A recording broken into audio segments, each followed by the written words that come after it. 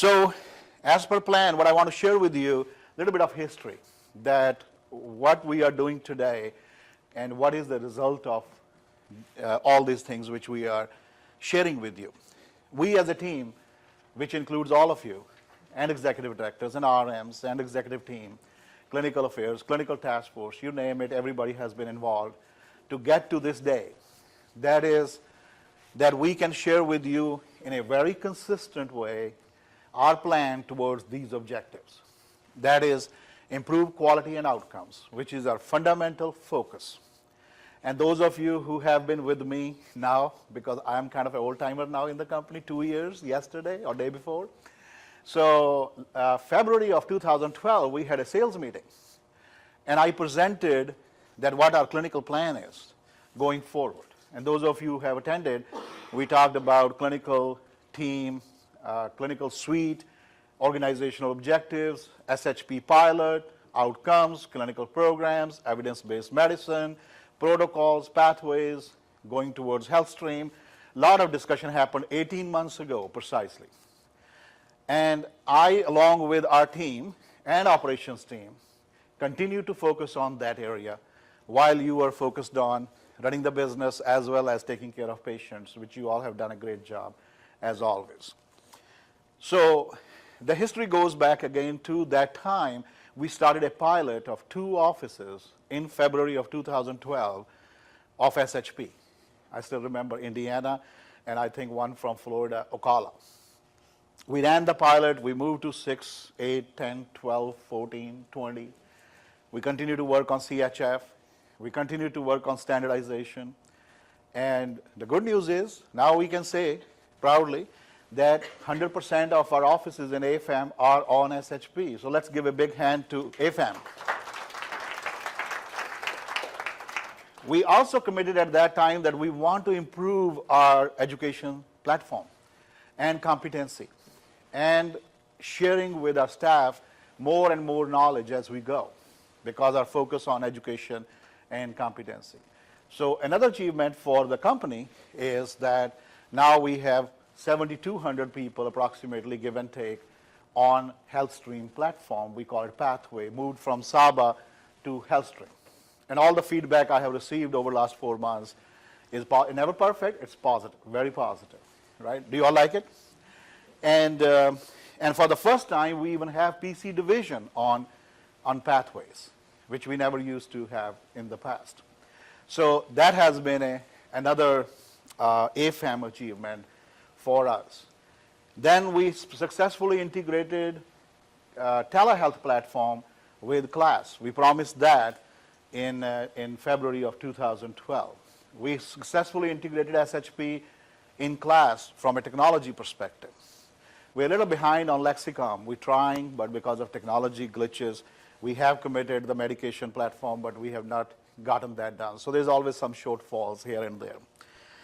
And I said it then, and I'm saying it today. I feel like that 500 or so people in the company are the leaders of the company. They are the engine of the company.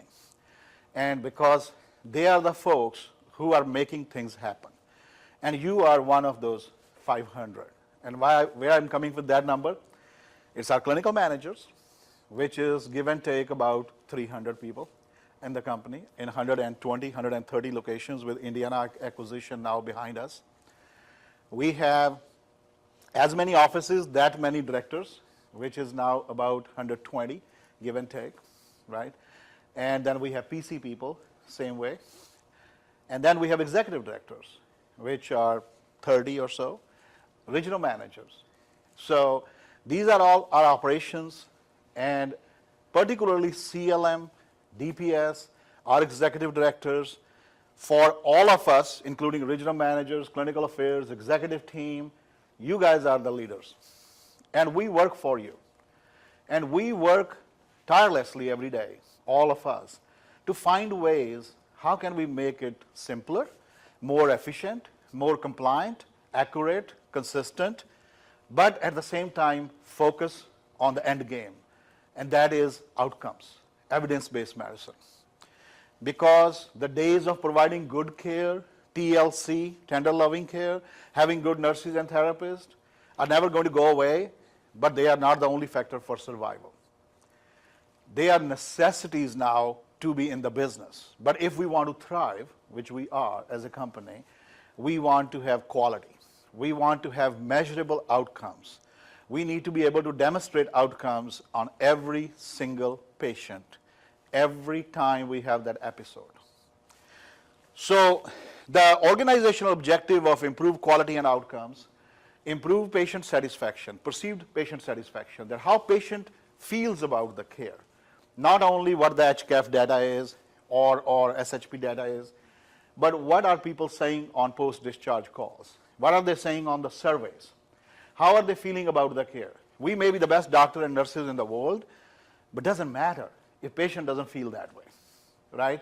So perceived satisfaction, I use the word, I just termed it. It's not a scientific terminology, perceived satisfaction, but I do believe perceived satisfaction is important because satisfaction can never be measured by only numbers.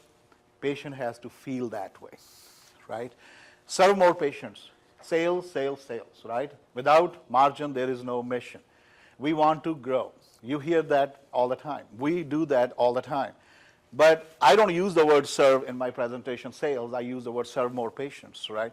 Because if we do a good job, more patients will come. Numbers will happen.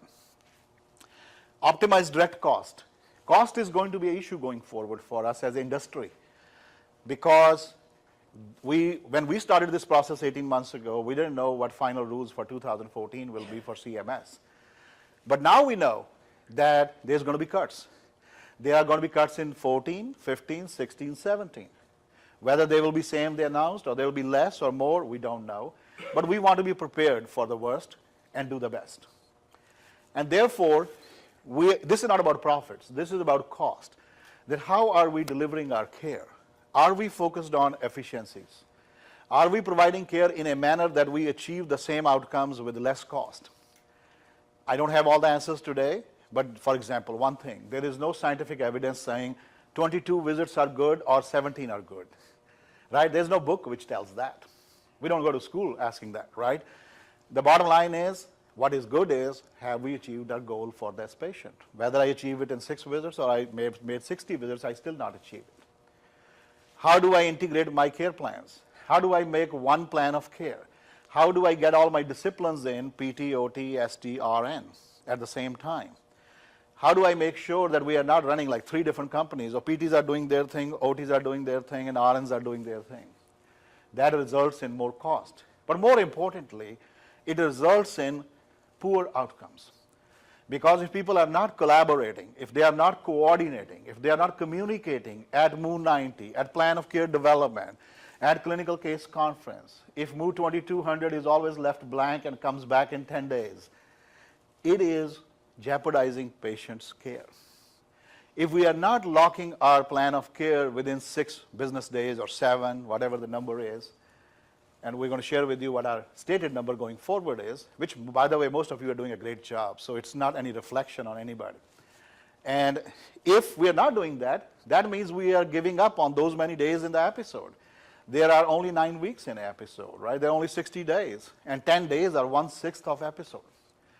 If you have my mom under your care, and you do not call before you come, and you don't come on time, and you are not sharing with her outcome goals and stuff, and if you're not doing reconciliation of medication, I am not going to be happy with the care you are providing to my loved one, right? Same with you.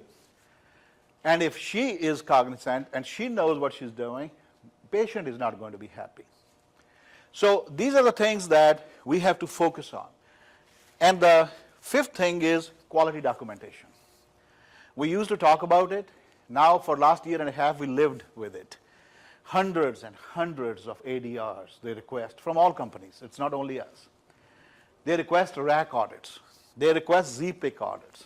Just this week, Monday, on one single day, we got 166 requests, right? We have processed probably, if not more, Rachel, maybe 600, 700 cases, at least. And that's just a part of doing business. It's not because we are doing anything wrong. Every company is facing.